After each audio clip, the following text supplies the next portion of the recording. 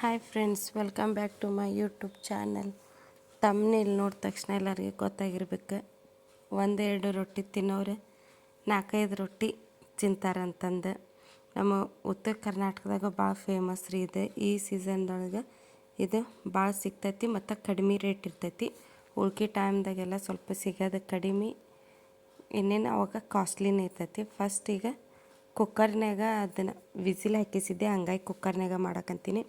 ಜೀರಿಗೆ ಸಾಸಿವೆ ಹಾಕಕ್ಕಂತೀನಿ ರೀ. ಎಣ್ಣೆ 1 ಸ್ಪೂನ್ ಎಣ್ಣೆ ಹಾಕಿ ಜೀರಿಗೆ ಸಾಸಿವೆ, ಎಣ್ಣೆ ಸ್ವಲ್ಪ ಆದಷ್ಟು ಕಡಿಮೆನ ಯೂಸ್ ಮಾಡ್ಬೇಕಂತಂದು 1 ಸ್ಪೂನ್ ಕರೆಕ್ಟ್ ಇದು ಸಣ್ಣ ಸ್ಪೂನ್ ಇರುತ್ತಲ್ಲ ಅದ್ರಲ್ಲಿ 1 ಹಾಕೀನಿ. ಕರಿಬೇವು ಹಾಕಿದ್ನಿ ರೀ. ಈಗ ಎಲ್ಲ ಸ್ವಲ್ಪ ಎಣ್ಣೆ ಒಳಗೆ ಚಟ್ಪಟ ಅನ್ಲದ. ಫ್ರೆಂಡ್ಸ್, ಇನ್ನೂ ಯಾರೆಲ್ಲ ಸಬ್ಸ್ಕ್ರೈಬ್ ಮಾಡ್ಕೊಂಡಿಲ್ಲ ಸಬ್ಸ್ಕ್ರೈಬ್ ಮಾಡ್ಕೊಂಡು ನೋಡಿರಿ, ಮತ್ತು ಫ್ರೆಂಡ್ಸ್ ಫ್ಯಾಮ್ಲಿ ಹತ್ರ ವಿಡಿಯೋ ಆದಷ್ಟು ಶೇರ್ ಮಾಡಿರಿ. ಇದು ಎಲ್ಲರಿಗೂ ಇಷ್ಟ ಆಗುತ್ತೆ ಅನ್ಕೊತೀನಿ. ಎಲ್ಲರೂ ನೋಡಿದ ತಕ್ಷಣ ಫೈನಲಿಗೆ ಗೊತ್ತಾಗುತ್ತೆ, ಈಸಿ ಇದು, ನಾವೆಲ್ಲ ಮಾಡ್ಬೋದಾಗಿತ್ತು, ನಾವು ಎಲ್ಲ ಮಾಡ್ತೀವಿ ಅಂತಂದು ಅಂತಾರೆ. ಆದರೆ ಇದು ಯಾರಿಗೂ ಮಾಡೋಕ್ಕೆ ಬರೋಂಗಿಲ್ಲ. ಈಗ ಒಂದು ದೊಡ್ಡ ಆನಿಯನ್ ತೊಗೊಂಡಿನಿ ರೀ, ಅದನ್ನ ಸಣ್ಣಗೆ ಕಟ್ ಮಾಡಿ ಎಣ್ಣೆ ಒಳಗೆ ಫ್ರೈ ಮಾಡಕ್ಕಂತೀನಿ.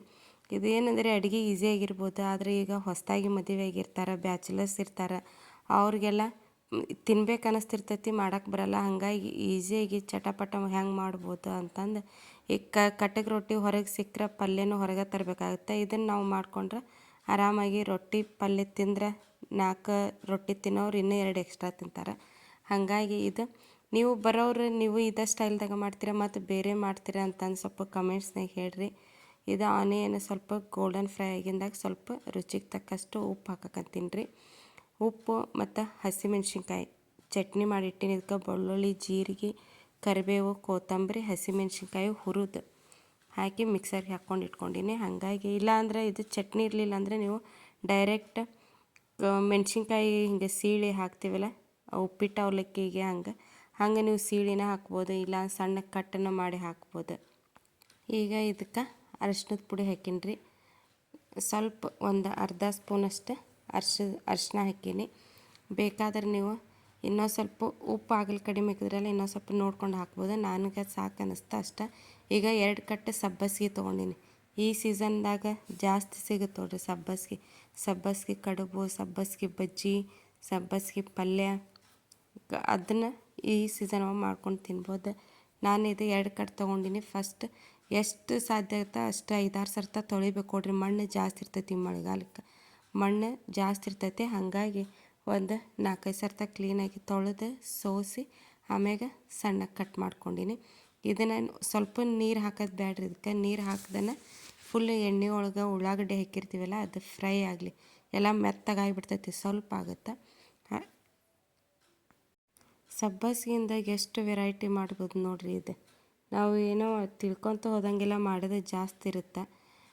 ನಾನು ಇದು ಸಬ್ಬಸಿಗೆ ಪಲ್ಯ ಭಾಳ ಈಸಿ ವೇದಾಗ ಮಾಡ್ತೀನಿ. ನಾನು ರೆಗ್ಯುಲರಾಗಿಯೇ ಹಿಂಗೆ ಮಾಡೋದು, ವಿಡಿಯೋಗಂತಂದು ಏನು ಮಾಡೋಕ್ಕಂತಿಲ್ಲ, ರೆಗ್ಯುಲರಾಗಿ ನಾನು ಸಬ್ಬಸಿಗೆ ಪಲ್ಯ ಹಿಂಗೆ ಮಾಡಿದ್ರಿ. ರೊಟ್ಟಿ ಜೊತೆಗೆ ಹೇಳಿ ಮಾಡಿಸ್ದಂಗೆ ನೋಡ್ರಿ ಇದು ಪಲ್ಯ. ಬಿಸಿ ಬಿಸಿ ರೊಟ್ಟಿ ಸಬ್ಬಸಿಗೆ ಪಲ್ಯಕ್ಕೆ 1 ಸ್ಪೂನಷ್ಟು ಮ್ಯಾಗ ತುಪ್ಪ ಹಾಕ್ಕೊಂಡು ತಿಂದ್ರಂತೂ ಹೊಟ್ಟೆ ಇನ್ನೇನು ಅನ್ನ ಸಾರು ಏನು ಬೇಡ್ರಿ. ಇದು ರೊಟ್ಟಿ ಪಲ್ಯ ಮುಂದೆ ಅನ್ನ ಸಾರು ಎಲ್ಲ ಝೀರೋ ಅನಿಸುತ್ತೆ. ಈ ಪಲ್ಯ ಪರ್ಫೆಕ್ಟಾಗಿರ್ತೈತಿ. ಮತ್ತು ಈಗ ಸ್ವಲ್ಪ ಇದು ಎಣ್ಣೆ ಒಳಗೆ ಚೆಂದಾಗೆ ಬೇಯಲಿರಿದ್ದು ಅಷ್ಟರೊಳಗೆ ನಾವು ಹೆಸರು ಕಾಳು ತೊಗೊಂಡಿನಿ ನೋಡ್ರಿ. ನಾನು ಹೆಸರು ಕಾಳು ತೊಳ್ಕೊಂಡು ಆಲ್ರೆಡಿ ಇಟ್ಟೀನಿ. ಇದಕ್ಕೆ ಸ್ವಲ್ಪ ನೀರಷ್ಟು 1 ಗ್ಲಾಸ್ ಅಥವಾ 2 ಗ್ಲಾಸ್ ನೀರು ಹಾಕಿ ಇದನ್ನು ನೀರು ಒಂದು ವೇಳೆ ಜಾಸ್ತಿ ಆತಂದ್ರೆ ನಾವು ಕಾಳು ತೊಗೊಂಡು ಅದಕ್ಕೆ ಕಟ್ಟಿನ ಸಾರು ಮಾಡಿದ್ರೆ ಅದು ಮಸ್ತ್ ಆಗುತ್ತೆ. ಅನ್ನ ಸಾರು ಜೊತೆ ಅಥವಾ ರೊಟ್ಟಿ ಜೊತೆಗೂ ತಿನ್ಬೋದು. ಅದಕ್ಕೆ ರೊಟ್ಟಿ ಹೆಸರು ಕಾಳು ಬದಲಿ ನಾವು ಇದು ಏನು ರೀ ತೊಗರಿಬೇಳೆನೂ ತೊಗೋಬೋದು. ಅದನ್ನು ಸೇಮ್ ಇಲ್ಲ ನೆನೆ ಹಾಕಿ ಸಬ್ಬಸಿಗೆ ಹಾಕ್ಬೋದು, ಇಲ್ಲಾಂದ್ರೆ 1 ವಿಸಿಲ್ ಹೊಡಿಸಿ ಅದನ್ನು ಮಾಡ್ಬೋದು. ತೊಗರಿಬೇಳೆದು ಮಾಡ್ತೀವಲ್ರಿ ಅದಕ್ಕಿಂತ ಬೆಸ್ಟ್ ಹೆಸರು ಕಾಳು ಅನಿಸುತ್ತೆ. ಹೆಸರು ಕಾಳು ಹೆಲ್ದಿ. ಮತ್ತು ಇದಕ್ಕೆ ಸ್ವಲ್ಪ ನಾವು ಏನು ಕುದಿಸಿ ಉಳ್ಳಾಗಡ್ಡಿ, ಟಮಾಟೆ ಹಣ್ಣು, ಸ್ವಲ್ಪ ಪೆಪ್ಪರ್, ಉಪ್ಪು, ಲಿಂಬೆಹಣ್ಣು ಹಾಕ್ಕೊಂಡು ತಿಂದರೆ ಡಯಟ್ ಮಾಡೋರಿಗೆ ಅಂತ ಹೇಳಿ ಮಾಡಿಸ್ದಂಗೆ ಇರ್ತೈತಿ. ಸ್ವಲ್ಪ ಲಘು ಹೊಟ್ಟೆ ಹಸಿವಾಗಂಗಿಲ್ಲ, ಹೊಟ್ಟೆ ತುಂಬ್ದಂಗೆ ಅನಿಸ್ತೈತಿ. ಹೆಸರು ಕಾಳು ಅಂತೂ ವೆಯ್ಟ್ ಲಾಸ್ ಮಾಡೋರಿಗೆ ಅಂತ ನಂಬರ್ 1 ರೆಸಿಪಿ. ಹಂಗಾಗಿ ಇದು ಕುಕ್ಕರ್ ನೋಡ್ರಿ 2 ವಿಸಿಲ್ ಹೊಡ್ಸಿದ್ದು ನಾನು. ಇಷ್ಟು ಕುದ್ದಿತ್ತು. ಈಗ ಅದು ಆಲ್ರೆಡಿ ಈಗ ಎಣ್ಣೆ ಒಳಗೆ ಬೆಂದಿತ್ತಲ್ಲ ಸಬ್ಬಸ್ಗೆ, ಅದಕ್ಕೆ ಇದು ಕಾಳು ಹಾಕಕ್ಕಂತೀನಿ. ಕಾಳು ಜಾಸ್ತಿ ಮೆತ್ತಾಗೋದು ಬೇಡ, ಜಾಸ್ತಿ ಉದುರಾಗೋದು ಬೇಡ. ಒಂದು ಮೀಡಿಯಮ್ಗೆ 2 ವಿಸಿಲ್ ಅಥವಾ 1 ವಿಸಿಲ್ ಸಾಕು ಅನ್ಸುತ್ತೆ.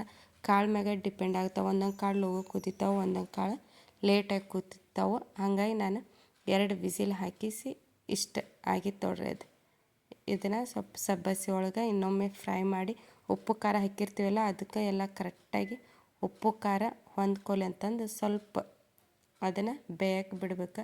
ಮತ್ತು ಕ್ಯಾಪರ್ ಹಾಕ್ರಿ, ಇಲ್ಲ ಒಂದು ಪ್ಲೇಟು ಮುಚ್ಚಿ ಬೇಯಲಿ. ಅದು ಎಷ್ಟು ಬೇಯ್ತೈತಿ ಅಷ್ಟು. ಈಗ ಆಲ್ರೆಡಿ ಎಲ್ಲ ಬೇಯ್ದಿರ್ತೈತಿ. ಒಂದು ಅರ್ಧ ಕಪ್ ಆಗಷ್ಟೇ ನೀರು ಹಾಕಕ್ಕಂತೀನಿ. ಯಾಕಂದ್ರೆ ಡ್ರೈ ಆಗಬಾರ್ದಲ್ಲ. ಅದು ಹೆಸರು ಇಟ್ಟಿದ್ದು ಕರೆಕ್ಟಾಗಿತ್ತು ನೀರಿಗೆ.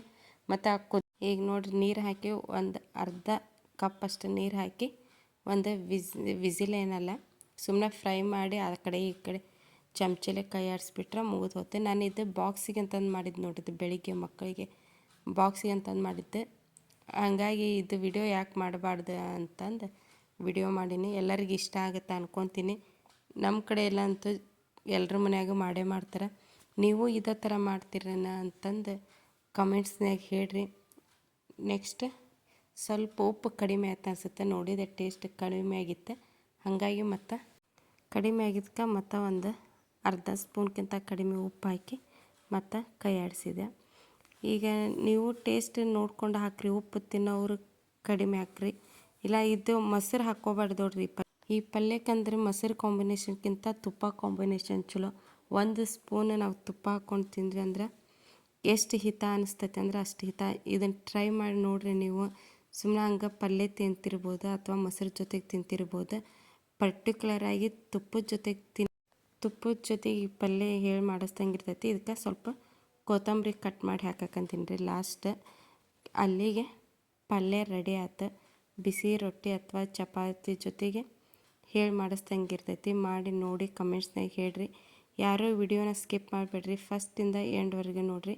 ಈಗ ರೆಡಿ ಆಯ್ತು. ಇನ್ನೊಂದು ಕುಕ್ಕರ್ ಬಾಯಿ ಮುಚ್ಚಿಡಾಕಂತೀನಿ. ಇವತ್ತಿನ ರೆಸಿಪಿ ಎಲ್ಲರಿಗೂ ಇಷ್ಟ ಆಗೈತೆ ಅನ್ಕೊತೀನಿ. ಮತ್ತು ನೆಕ್ಸ್ಟ್ ವಿಡಿಯೋದಾಗ ಸಿಗ್ತೀನಿ ಫ್ರೆಂಡ್ಸ್. ಬಾಯ್ ಬಾಯ್.